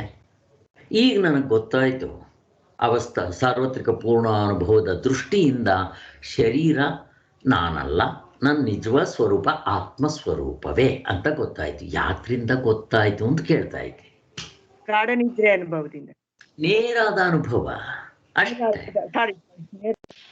ಅಷ್ಟೇ. ಇದನ್ನು ಅನುಭವ ಅಂತೀವಿ, ಅದನ್ನು ಅನುಭವ ಅಂತೀವಿ. ವ್ಯತ್ಯಾಸ ನೋಡ್ರಿ. ಕನಸನ್ನ ಇಲ್ಲಿ ಬಂದು ಎಕ್ಸ್ಪ್ಲೈನ್ ಮಾಡುವಾಗ ನೆನೆಸ್ಕೊಂಡು ಹೇಳು ಅಂತೀನಿ, ಅದು ನೆನಪೇ ಅಂತ ಹೇಳ್ತೀವಿ. ನಿದ್ದೆ ನೆನೆಸ್ಕೊಂಡು ಹೇಳು ಅಂತೀವಿ, ಕರೆಯುವಾಗ ನೆನಪು ಅಂತಾನೆ ಕರಿತೀನಿ. ಬಟ್ ಅದು ನೆನಪಲ್ಲ. ಮತ್ತೇನು? ಈಗ ಕನಸಿಲ್ಲ, ನಿದ್ದೆ ಇಲ್ಲ, ಏನದು? ಯಾತ್ರಿಂದ ನೋಡ್ತಾ ಇದ್ದೀನಿ. ಹೇಳಿ ಪ್ರತಿಭಾ. ಆತ್ಮನ ಅರಿವಿನಿಂದ ಅಷ್ಟೇ, ಡೈರೆಕ್ಟ್ ಇಂಟ್ಯೂಷನ್. ಇಲ್ಲಿ ಹೆಚ್ಚು ಕಡಿಮೆ ಬರೋಕ್ಕೆ ಸಾಧ್ಯ ಇಲ್ಲ. ಇಂಟ್ಯೂಷನ್ ಇಮ್ಮಿಡಿಯೇಟ್ ಒಳಗಡೆಯಿಂದ ಬರೋದು, ಹೆಚ್ಚು ಕಡಿಮೆ ಬರೋಕ್ಕೆ ಸಾಧ್ಯನೇ ಇಲ್ಲ. ಯಾಕೆ? ಇಂದ್ರಿಯಗಳು ಉಪಯೋಗಿಸಲ್ಲ, ಯಾವುದೂ ಉಪಯೋಗಿಸಲ್ಲ. 19ರಲ್ಲಿ ಒಂದು ಉಪಯೋಗಿಸ್ಬೇಕಾಗಿಲ್ಲ. ಕಾಲಕ್ಕೆ ಸಿಕ್ಕಲ್ಲ, ದೇಶಕ್ಕೆ ಸಿಕ್ಕೋದಿಲ್ಲ, ಯಾವುದಕ್ಕೂ ಸಿಗೋದಿಲ್ಲ. ಆದ್ದರಿಂದ ಯಾಕೆಂತಂದರೆ ಕನಸು ಬೇರೆ ದೇಶ ಬೇರೆ ಕಾಲ, ನಿದ್ದೆ ಬೇರೆ ದೇಶ ಬೇರೆ ಕಾಲ. ಆದರೂ ಕೂಡ ನಮ್ಮ ಅನುಭವಕ್ಕೆ ಬರ್ತಾ ಇದೆ ಅಂತಂದರೆ ಇದು ಅನುಭವದಿಂದಲೇ, ನೇರಾದ ಅನುಭವ. ಈ ಅನುಭವವನ್ನು ಹಿಡ್ಕೊಳ್ರಿ, ಹೆಚ್ಚು ಕಡಿಮೆ ಆಗೋದಿಲ್ಲ ಅಂತಾರೆ.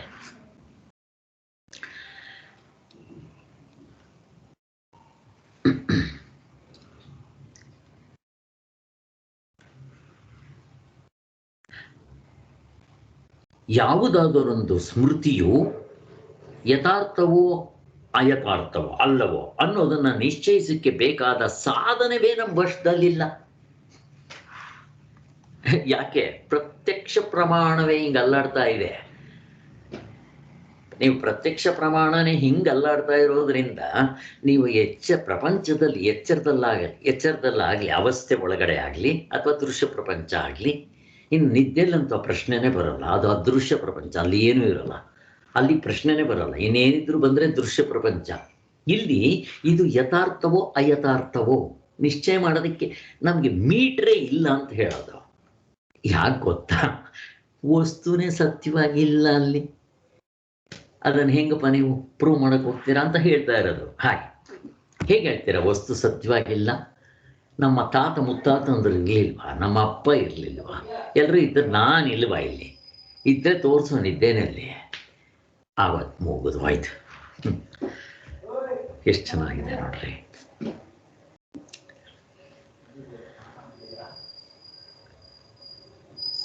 ಸ್ಮೃತಿಯು ಯಥಾರ್ಥವೋ ಅಲ್ಲವೋ ಎಂಬುದನ್ನು ನಿಶ್ಚಯಿಸೋಕ್ಕೆ ನಮಗೆ ಬೇಕಾದ ಸಾಧನವೇ ನಮ್ಮ ವಶದಲ್ಲಿ ಇರೋದಿಲ್ಲ.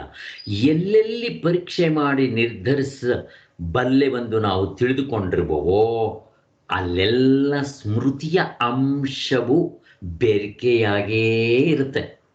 ಎಲ್ಲಿ? ಎಚ್ಚರದಲ್ಲಿ ವೇಕಿಂಗ್ ಸ್ಟೇಟ್ನಲ್ಲಿ. ಎಲ್ಲವೂ ಸ್ಮೃತಿನೇ, ಸ್ಮೃತಿ ಬಿಟ್ಟರೆ ಇನ್ನೊಂದಿಲ್ಲ. ನೀವು ಸ್ಮೃತಿಯಿಂದ ನೆನೆಸ್ಕೊಂಡೇ ಹೇಳಬೇಕು. ನೆನೆಸ್ಕೊಂಡು ಹೇಳ್ತೀರಿ ಅಂದರೆ ಅದು ಕರೆಕ್ಟ್ ಇರ್ಬೋದು, ಇಲ್ಲದೆ ಇರ್ಬೋದು.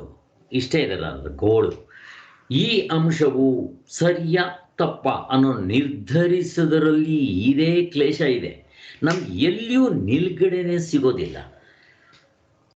ಅದಕ್ಕೋಸ್ಕರ ಅವ್ರು ಏನು ಮಾಡ್ತಾರೆ, ಅನೇಕ ಆಧಾರಗಳಿಂದಲೂ ಬಹುಜನರ ಸಮ್ಮತಿಯಿಂದಲೂ ಇಂಥದ್ದೊಂದು ಯಥಾರ್ಥ ಸ್ಮೃತಿ ಎಂದು ನಾವು ಒಪ್ಪುತ್ತೇವೆ ಎನ್ನುವುದು ವ್ಯವಹಾರಕ್ಕೇನೋ ಸಾಕು. ಅವಾಗ ಏನು ಮಾಡ್ಬೇಕು ನಾವು? ಈಗ ಹಿಂದೆ ನಾವು ಚರ್ಚೆ ಮಾಡ್ಕೊಂಡು ಬಂದ್ವಿ, ನೆನೆಸ್ಕೊಳ್ರಿ ಇವಾಗ ಸ್ವಲ್ಪ. ಏನದು? ಒಂದು ವಸ್ತು ಇದ್ರೆ ಸತ್ಯವಾಗಿ ಅದನ್ನು ಸತ್ಯವಾಗಿದೆ ಅಂತ ಹೆಂಗೆ ಹೇಳಬೇಕು ಅಂತ ಚಿಂತನೆ ಮಾಡಿದ್ವಿ. ಮೊದಲು ಸ್ಟಾರ್ಟಿಂಗ್ನಲ್ಲಿ ಹಾಗೆ ಬಂದಿದ್ದು. ಇರವು ಹೇಗೆ ಚಿಂತನೆ ಮಾಡಬೇಕು. ಫಾರ್ ಎಕ್ಸಾಂಪಲ್, ನನಗೆ ಯಾವುದೋ ಒಂದು ವಸ್ತು ಇದೆ, ಇದೆ ಅಂತ ಹೇಳ್ತೀನಿ. ಅದು ಇದೆ ಅಂತ ಹೇಳಿದ ಮೇಲೆ ಆ ವಸ್ತು ಇದೆ ಅಂತ ಅನ್ಬೇಕಾದ್ರೆ ಹೇಗೆ ಪ್ರೂವ್ ಮಾಡ್ತೀರಾ? ಅಂದರೆ ಅದಿದೆ ಅಂತ ಹೆಂಗೆ ಹೇಳೋದು ಅಂತ.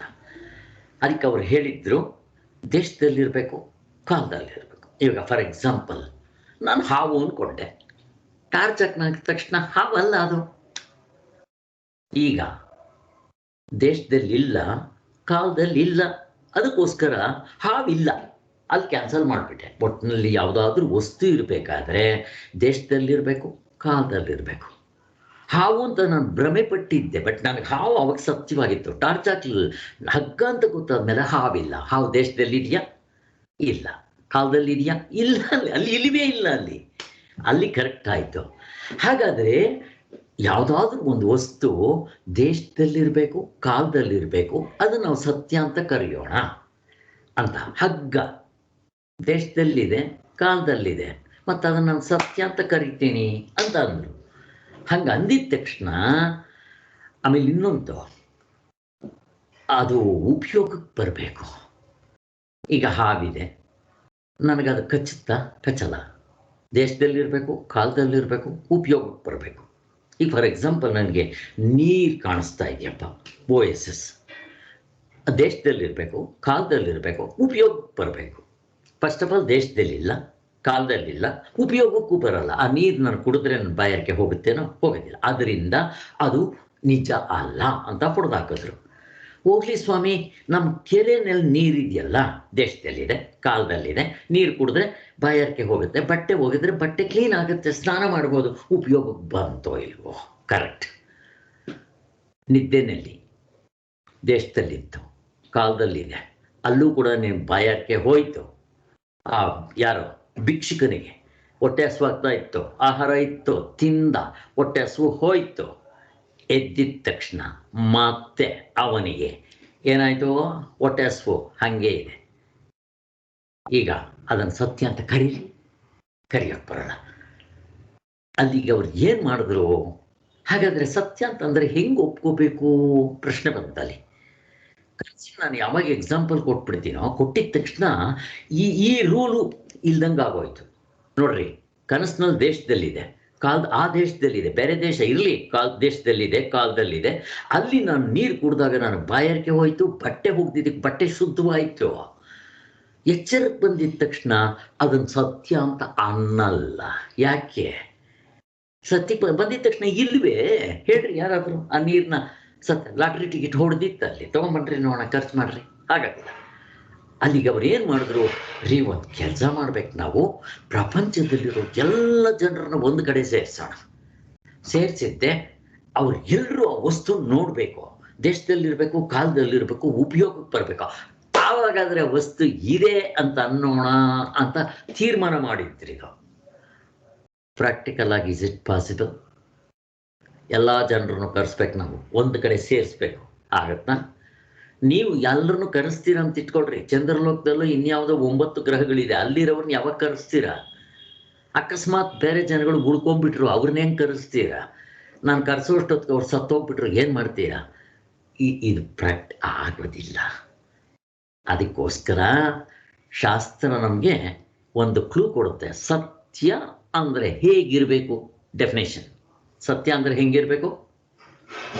ಹೆಂಗಿದ್ರೆ ನಾನು ಸತ್ಯ ಅನ್ಬೇಕು ಹೇಳಿ ಡೆಫಿನೇಷನ್.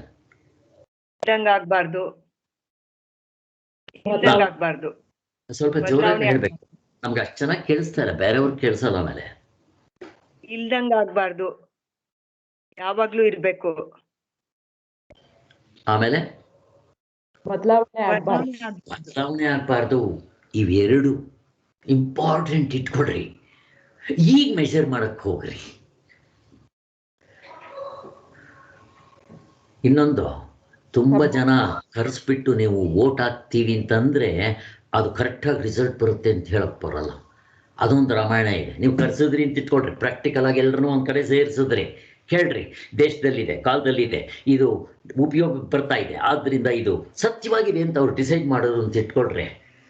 ಪಾಲಿಟಿಕ್ಸ್ ಇಲ್ಲಿ ಒಂದ್ಸರಿ ಏನಾಯ್ತಂದ್ರೆ, ಒಂದು ಟೈಫಾಯ್ಡ್ ವಾರ್ಡ್ನಲ್ಲಿ ಡಾಕ್ಟರ್ ಬಂದು ಹೇಳಿದ್ರಂತೆ, ಮಜ್ಜಿಗೆಯನ್ನು ತಿನ್ಬೇಡ್ರಿ ಅಂತ. ಇವರೆಲ್ಲ ಡಾಕ್ಟರ್ ಹೋದ್ಮೇಲೆ ಇವರು 50 ಜನ ಬುದ್ಧಿವಂತರು, ಪರಮಾನಂದ ಶಿಷ್ಯರು, ಕತೆಗಳದ್ದು ಇಲ್ಲಿ ಕೇಳಿದ್ದೀವಲ್ಲ ಅಂಥದ್ದು. ಇವ್ರು ಹೇಳಿದ್ರಂತೆ, ಅಲ್ರಿ ನಾವು ಎಲೆಕ್ಷನ್ ಹಾಕೋಣ, ಎಲೆಕ್ಷನಲ್ಲಿ ಯಾರು ಗೆದ್ರೆ ಅದು, ಆ ಡಾಕ್ಟರ್ ಮಾತಿಗೆ ಏನು ಬೆಲೆ ಕೊಡಬೇಕು ಅನ್ನೋದು ಅಂದ್ರಂತೆ. ಏನು ಮಾಡಿದ್ರು, ಮೊಸರನ್ನು ತಿನ್ಬೋದು. ಎಷ್ಟು ಜನ ಕೈ ಎತ್ತುತ್ತೀರ ಅಂದ್ರಂತೆ. ಟೈಫಾಯ್ಡ್ ವಾರ್ಡ್ ಎಲ್ಲರೂ ಕೈ ಎತ್ತಿದ್ರಂತೆ, 50 ಜನನೂ ಕೈ ಎತ್ತಿದ್ದಾರೆ. ಆದ್ರಿಂದ ಮೊಸರನ್ನು ತಿನ್ಬೋದು. ಹೇಳ್ರಿ, ನಮ್ಮ ಪಾಲಿಟಿಕ್ಸ್ನಲ್ಲಿ ಗೆಲ್ಲಿಸ್ತಾರಲ್ವಾ ಹಿಂಗೆ ಸರಿಯಾ? ಮೊಸರನ್ನ ತಿಂದರೆ ಏನಾಗ್ತಾರೆ, ಸಾಯ್ತಾರೆ, ಅವ್ರಿಗೆ ಟೈಫಾಯ್ಡ್ ಜಾಸ್ತಿ ಆಗಿ.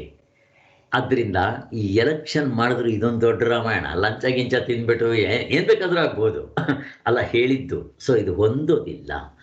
ಈಗ ಶಾಸ್ತ್ರ ಒಂದು ಕ್ಲೂ ಕೊಡುತ್ತೆ, ಹಿಂಟು, ಅದನ್ನ ಇಟ್ಕೊಂಡು ಮೆಜರ್ ಮಾಡ್ರಿ. ಬದಲಾವಣೆ ಆಗ್ಬಾರ್ದು, ಅದು ಇಲ್ದಂಗೆ ಆಗ್ಬಾರ್ದು. ಮುಗಿದೋಯ್ತು, ಸಿಕ್ಬಿಡ್ತು ನಮಗೆ. ಎಷ್ಟು ಚೆನ್ನಾಗಿದೆ ನೋಡ್ರಿ ಈ ಥರ ಶಾಸ್ತ್ರ. ಯಾರು ಹೇಳ್ಕೊಡ್ತಾರೆ? ಶಂಕರಾಚಾರ್ಯರು ಅದನ್ನು ತೋರಿಸಿದ್ದು. ಹಿಂದೇನೂ ಎಷ್ಟೊಂದು ಜನ ಭಾಷ್ಯಗಳು ಬರ್ತಿದ್ರು, ಈ ಥರ ತೋರಿಸ್ಲಿಲ್ಲ. ಶಂಕರಾಚಾರ್ಯನ ನಂತರವೂ ಕೂಡ ಕೆಟ್ಟೋಗಿತ್ತು. ಮತ್ತೆ ಸಚ್ಚಿದಾನಂದ ಸರಸ್ವತಿ ಸ್ವಾಮಿಗಳು ಬಂದು ತೋರಿಸ್ಕೊಟ್ರು ನಮಗೆ. ಇವರೇ ಶಂಕರಾಚಾರ್ಯರು. ನನಗಂತೂ ಶಂಕರಾಚಾರ್ಯ ನಾವು ನೋಡಿಲ್ಲ, ಅವರ ಭಾಷ್ಯ ನಮ್ಗೆ ಅರ್ಥ ಆಗೋದಿಲ್ಲ. ಅದಕ್ಕೆ ಸ್ವಾಮಿಗಳು ಬರೆದ್ರು ಪುಸ್ತಕಗಳಿದೆ, ಬೇಕಾದಷ್ಟಾಯ್ತು ನಮಗೆ. ಹೀಗೆ ನಾವು ನೋಡ್ಕೊಂಡು ಬಂದ್ವಿ ಅದನ್ನು. ಅಲ್ಲ, ಅದನ್ನೇ ಹೇಳ್ತಾ ಇದ್ದಾರಲ್ಲಿ. ಅದಕ್ಕೆ ನಾನು ನಿಮ್ಗೆ ಇಷ್ಟು ಎಕ್ಸ್ಪ್ಲೈನ್ ಮಾಡಬೇಕಾಯ್ತು. ನೋಡ್ರಿ, ಅನೇಕರ ಆಧಾರಗಳಿಂದಲೂ ಬಹುಜನರ ಸಮ್ಮತಿಯಿಂದಲೂ ಇಂಥದ್ದೊಂದು ಸರಿಯಾ ಇದೇ ಇಲ್ಲ ಅಂತ ಒಪ್ಪಬೇಕಾಗುತ್ತೆ. ಇದು ವ್ಯವಹಾರಕ್ಕೆ ಸಾಕಾಗ್ಬೋದು. ಆದರೆ ಈ ಆಧಾರದಲ್ಲಿಯೂ ಸಮ್ಮತಿಗಳಲ್ಲಿಯೂ ಸ್ಮೃತಿ ಅಂಶದ ಪಿಶಾಚಿ ಬೆನ್ನೆಟ್ಕೊಂಡೇ ಇರುತ್ತೆ. ಅನುಭವ ಬಿಟ್ಬಿಡ್ರಿ.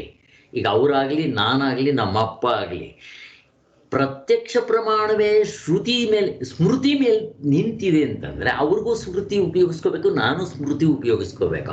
ಆ ಸ್ಮೃತಿ ಸರಿ ಅನ್ನೋದು ಹೆಂಗೆ ಹೇಳ್ತೀರಾ?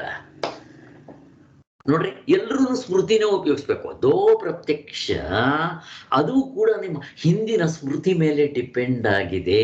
ಅವ್ರಿಗೂ ಅಷ್ಟೇ, ನನಗೂ ಅಷ್ಟೇ, ನಮ್ಮ ಅಪ್ಪನಿಗೂ ಅಷ್ಟೇ, ಎಲ್ರಿಗೂ ಅಷ್ಟೇ.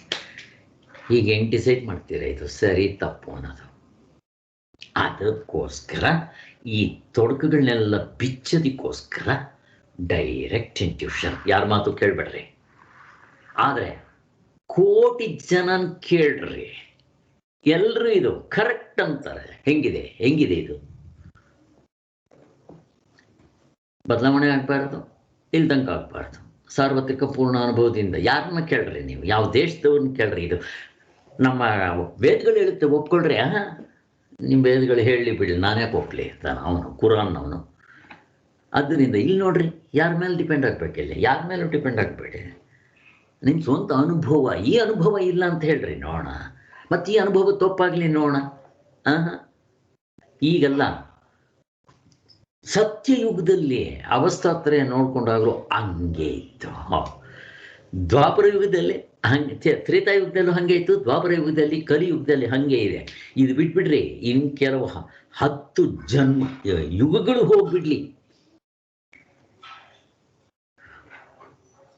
4 ಯುಗಗಳು ಕಳೆದ್ರೆ ಒಂದು ಅದಕ್ಕೇನಂತಾರೆ ಏನಂತಾರೆ ಹೇಳ್ರಿ, ಯುಗ, ಕಲಿಯುಗ, ದ್ವಾಪರ ಯುಗ, 4 ಯುಗಗಳು ಮುಗಿದ ಮೇಲೆ ಅದಕ್ಕೇನಂತಾರೆ, ಒಂದು ಸಂವತ್ಸರನ ಅಲ್ಲ ಅಲ್ಲ ಸಂವತ್ಸರ ಅಲ್ಲ, ಇನ್ನೇನೋ ಒಂದು ಹೇಳ್ತಾರೆ, ಒಂದು ಒಂದು ಮಹಾಯುಗ ಅಂತಾರೆ, ಈ ತರ ಒಂದು ಮಹಾಯುಗ ಅಂತಾರೆ. ಆ ತರದ್ದು 14 ರೌಂಡ್ಸ್ ಆಗ್ಬೇಕು. ಆ ಥರದ್ದು 71 ಸಲ ತಿರುಗಿದ್ರೆ ಒಂದು ರೌಂಡ್. ಅಂಥದ್ದು ಇವಾಗ 71 ಸಲ ತಿರ್ಬೇಕಂತೆ. ಆ 4 ಯುಗಗಳು ಮುಗಿಯುತ್ತಲ್ವಾ, ಅದನ್ನ ಒಂದೇನು ಹೇಳ್ತಾರೆ, ಅಂಥದ್ದು 71 ಸಲ ತಿರುಗಿದ್ರೆ ಒಂದು ಮಹಾಪ್ರಳಯನ ಏನೋ ಹೇಳ್ತಾರೆ.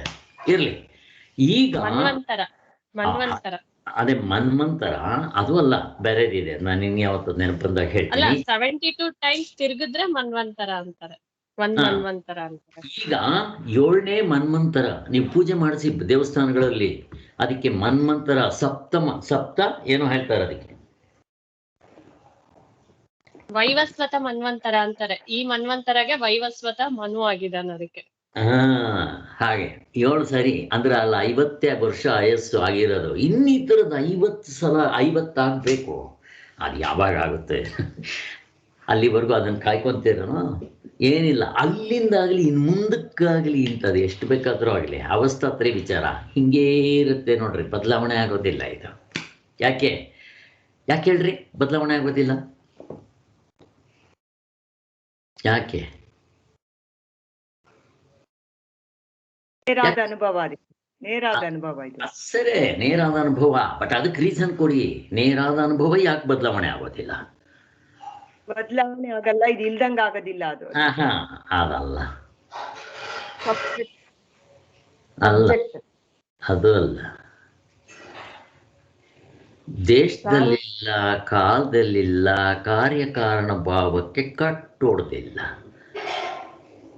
ನೀವು ಏನು ಹೇಳಿದ್ರು ದೇಶದಲ್ಲಿರೋದು ಬದಲಾವಣೆ ಆಗೋದು. ಇದು ಆ ದೇಶದಲ್ಲೇ ಇಲ್ಲ. ಫಸ್ಟ್ ಆಫ್ ಆಲ್ ಕಾಲದಲ್ಲಿಲ್ಲ, ಕಾಲಕ್ಕೆ ಸಿಕ್ಕದೇ ಇಲ್ಲ. ಕಾಲ ದೇಶ ಎಲ್ಲಿದೆ? ಕಾಲ ದೇಶ ಎಲ್ಲಿದೆ ಹೇಳ್ರಿ? ಎಲ್ಲಿದೆ ಕಾಲ ದೇಶ? ಅವಸ್ಥೆ ಒಳಗಡೆ ಇದೆ. ಅವಸ್ಥಾತ್ರಯದಲ್ಲಿಲ್ಲ. ಅವಸ್ಥೆ ಅಂದ್ರೆ ದೃಶ್ಯ ಪ್ರಪಂಚದಲ್ಲಿ ಮಾತ್ರ ಇರೋದು. ನಂಗೆ ನಿದ್ದೆನಲ್ಲಿ ತೋರಿಸಿ ಹೋಗ್ಲಿ. ಅವಸ್ಥಾತ್ರಯ ಒಪ್ಪಿದ್ರೆ ಅದು ಆಗೋದಿಲ್ಲ. ನಿದ್ದೆನಲ್ಲಿ ತೋರಿಸಿ ನಂಗೆ ಸ್ವಲ್ಪ ಕಾಲ ದೇಶ ಕಾರ್ಯಕಾರಣ ಭಾವ ತೋರಿಸಿ. ಮತ್ತೆ ಬರೀ ದೃಶ್ಯ ಪ್ರಪಂಚದಲ್ಲಿ ಮಾತ್ರ, ಅದು ವ್ಯವಹಾರಕ್ಕೆ ಮಾತ್ರ ಕಾಲದೇಶ. ಅದಿರೋದು ಅವಸ್ಥೆ ಒಳಗಡೆ. ನಾವು ಹೇಳ್ತಾ ಇರೋದು ಅವಸ್ಥೆನ ಮೀರಿರೋ ಸ್ಥಿತಿ. ಹಾಗಾದ್ರೆ ಆತ್ಮನು ಅವಸ್ಥೆ ಆಚೆ ಇದ್ದಾನೆ, ಒಳಗಡೆ ಇಲ್ವಾ? ಪ್ರಶ್ನೆ ಎತ್ತಿದ್ರೆ ಏನ್ ಹೇಳ್ತೀರಿ? ಅವಸ್ಥೆ ಒಳಗಡೆ ಇಲ್ವಾ?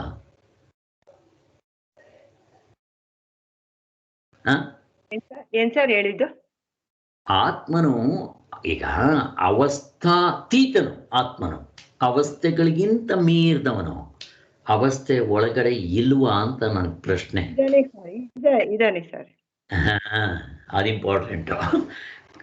ಅವನು ಇಲ್ಲದೆ ಇರೋ ಜಾಗ ಇಲ್ಲ. ಅವನು ಹೋಗ್ಬೇಕಾ ಎಲ್ಲಿಂದಾದ್ರೂ ಎಲ್ಲಿಗಾದ್ರೂ ಹೋಗ್ಬೇಕು, ಬರಬೇಕು, ಉಂಟಾ? ಹಾಗೆ ತಗೋಬೇಕು. ಅದಕ್ಕೆ ಅನೇಕ ಆಧಾರಗಳಿಂದ ಬಹುಜನರ ಸಮ್ಮತಿಯಿಂದಲೂ ಇಂಥದ್ದೊಂದು ಸರಿಯಾದ್ದೋ ಅಲ್ವೋ ಅನ್ನೋದಕ್ಕೆ ವ್ಯವಹಾರಕ್ಕೇನೋ ಸಾಕು. ಆದರೆ ಆಧಾರಕ್ಕೂ ಸ್ಮೃತಿಯ ಪಿಶಾಚಿಯೇ ಬೆನ್ನಟ್ಕೊಂಡಿರೋದ್ರಿಂದ ಎಲ್ಲೇ ಹೋಗ್ಲಿ ಯಥಾರ್ಥ ಸ್ಮೃತಿ ಕಂಡುಕೊಳ್ಳುವ ಆಶೆನೇ ಇರೋದಿಲ್ಲ. ಕರೆಕ್ಟ್ ಇದು ಅಂತ ಹೇಳೋದಕ್ಕೆ ಆಗದೇ ಇಲ್ಲ. ಬಿಸಾಕ್ಬಿಡ್ಬೇಕು ಇವೆಲ್ಲನೂ ಅಷ್ಟೇ. ಪರಮಾರ್ಥ ಕಂಡುಹಿಡಿಯಬೇಕಾದ್ರೆ ಮಾತ್ರ ಹೇಳ್ತಾರೆ. ವ್ಯವಹಾರಕ್ಕೆ ನಡ್ಕೊಂಡು ಹೋಗ್ಲಿ. ವ್ಯವಹಾರ ಹೆಂಗೆ ಬೇಕಾದ್ ನಡೆಯುತ್ತೆ. ಎಚ್ಚರದ ವಿಷಯದ ಸ್ಮೃತಿಯ ಪಾಡೇ ಹೀಗಿರುವಾಗ ಕನಸಿನ ವಿಷಯದ ಸ್ಮೃತಿಯ ವಿಚಾರದಲ್ಲಿ ಹೇಳೋದೇನಿದೆಯಪ್ಪ ಅಂತಾರೆ. ಹೆಂಗಿದೆ ನೋಡ್ರಿ, ಹೆಂಗೆ ತಗೊಂಬರ್ತಾರೆ ನೋಡ್ರಿ. ಇದು ಸರಿಯಾಗಿ ಅರ್ಥ ಮಾಡಿಕೊಂಡು ಮೆಲ್ಕು ಹಾಕೋರಿಗೆ ಕುಣಿಯೋಂಗಾಗತ್ತೆ, ಡ್ಯಾನ್ಸ್ ಮಾಡೋಂಗಾಗತ್ತೆ. ಅಪ್ಪ ಎಷ್ಟು ಚೆನ್ನಾಗಿದೆಯಪ್ಪ ಪರಮಾರ್ಥ ಚಿಂತಾಮಣಿ ಅಂತ. ಅರ್ಥ ಆಯ್ತಾ? ಎಚ್ಚರದ ವಿಷಯದಲ್ಲೇ ಈ ಸ್ಮೃತಿಯ ಪಾಡ್ ಹಿಂಗಾಗಬೇಕಾದ್ರೆ, ಪ್ರತ್ಯಕ್ಷದ ಪಾಡೇ ಹಿಂಗಾಗಬೇಕಾದ್ರೆ, ಪ್ರತ್ಯಕ್ಷ ಪ್ರಮಾಣದ್ದು ಅದು ಕೂಡ ಸ್ಮೃತಿ ಮೇಲೆ ಡಿಪೆಂಡ್ ಆಗಿದೆ. ಇನ್ಯಾವುದನ್ನು ನಂಬ್ತೀರಾ? ತಾತನ ನಂಬೋಣ ಅಂದರೆ ತಾತನೇ ಹಿಂಗೆ ಅಲ್ಲಾಡ್ತಾ ಇದ್ರೆ ಇನ್ನು ಯಾರನ್ನು ನಂಬ್ತೀರ ನೀವು? ಯಾರನ್ನೂ ನಂಬಕ್ಕಾಗಲ್ಲ ಅಲ್ಲಿ. ಯಾಕೆ ಅಂತಂದ್ರೆ ಇದು ದೇಶದಲ್ಲಿದೆ, ಕಾಲದಲ್ಲಿದೆ. ಫಸ್ಟ್ ಆಫ್ ಆಲ್ ಇಲ್ಲವೇ ಇಲ್ಲ. ಇವು ಇಲ್ಲದೆ ಇರೋದನ್ನ ಇಟ್ಕೊಂಡು ನಾವು ಪ್ರೂವ್ ಮಾಡಕ್ಕೆ ಹೋಗ್ತಾ ಇದ್ದೀವಿ, ಅದನ್ನೇ ಇಟ್ಕೊಂಡು ಮೆಷರ್ ಮಾಡಕ್ಕೆ ಹೋಗ್ತಾ ಇದ್ದೀವಿ. ಆಗದೆ ಇರೋ ಕೆಲಸ ಇದು. ಎಷ್ಟು ಚೆನ್ನಾಗಿದೆ ನೋಡ್ರಿ. ಅಲ್ಲಿಗೆ ಅದು ಮುಗಿಯುತ್ತೆ. ಐ ಥಿಂಕ್ ಎಲ್ರಿಗೂ ಅರ್ಥ ಆಯಿತು ಅಂತ ಅನಿಸುತ್ತೆ. ನಾಳೆನೇ ಇದನ್ನು ಸ್ಟಡಿ ಗ್ರೂಪ್ಗೆ ಇಟ್ಕೋಣ. ಇನ್ನೂ ಚೆನ್ನಾಗಿ ಮನಸ್ಸಿನಲ್ಲಿ ನಿಲ್ಲಬೇಕಿದೆ. ದಯವಿಟ್ಟು ಈಗ ಓದಿ. ನೀವು ಒಂದು ಸಾರಿ ಓದ್ಬಿಡಿ. ನಾನು ಹೇಳುವಾಗ ಓದ್ಬಿಟ್ಟು ನಿಮ್ಗೆ ಒಂದು ಸಾರಿ ಇದು ಆಗ್ಬಿಟ್ರೆ ಮನಸ್ಸಿನಲ್ಲಿ, ಆಮೇಲೆ ನೀವು ಮರೆಯೋದಿಲ್ಲ. ಮರೆತರು ಮತ್ತೆ ಆ ಪುಸ್ತಕ ಎತ್ಕೊಂಡ್ರೆ ಮತ್ತೆ ನೆನಪು ಬರ್ತಾ ಇರುತ್ತೆ. ಹಾಗೆ ನಾವು ಭಗವತ್ಪಾದರು ಹೇಳುವಾಗ ಮೊದಲು ಓದ್ಕೊಂಡ್ಬಿಡ್ತಾ ಇದ್ವಿ, ಆಮೇಲೆ ಓದ್ತಾ ಇದ್ವಿ. ಕೊನೆಗೆ ನಾವು ಎಷ್ಟೋ ವರ್ಷಗಳು ನಾನು ಓದಲೇ ಇಲ್ಲ ಭಗವದ್ಗೀತೆ. ಇವೆಲ್ಲ ಬಿಟ್ಟಿದೆ. ನಾನು ಹೇಳ್ತನಲ್ಲ, 7-8 ವರ್ಷ ಆಧ್ಯಾತ್ಮ ಪಕ್ಕಕ್ಕೆ ತೆಗ್ಬಿಟ್ಟಿದೆ. ಒಂದು ಸಾರಿನೂ ರಾಮ ಅಂತ ನೆನೆಸ್ಕೊಂಡ್ಲಿಲ್ಲ.